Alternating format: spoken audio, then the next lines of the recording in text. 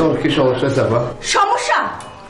আশেপাশের লোকজন আমাকে নিয়ে হাসাহাসি করে যে আমার দুইটা বয়স্ক ভাই, 40 ঊর্ধ্ব ভাই এই বয়সে বিয়ে শাদী না করে মুখে দাড়ি মেখে দেবদাস সেজে ঘুরে বেড়ায়। হ্যাঁ, কোথায় বউ আসবে, সংসারে বাচ্চা কাচ্চা থাকবে, কত সুন্দর আমাকে ফুপু ডাকবে, সুন্দর শৃঙ্খলিত সুন্দর একটা সংসার থাকবে, তা না কি পিচ্ছিরি অবস্থা। আপা, তুমি যদি ফুপু ডাক শুনতে চাও তাহলে আমাকে লাভ ম্যারেজ করতে দাও।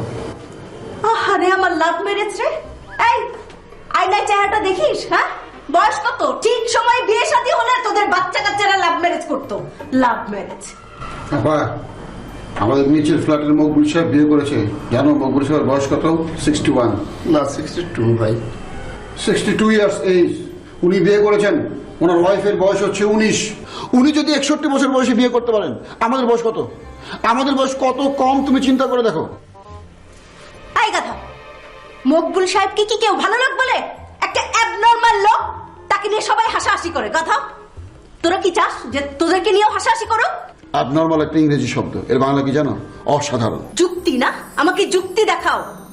শোনো, তোমাদের আমি লাস্ট ওয়ার্নিং দিয়ে দিচ্ছি, তোমরা এই মাসের মধ্যে বিয়ে করবে।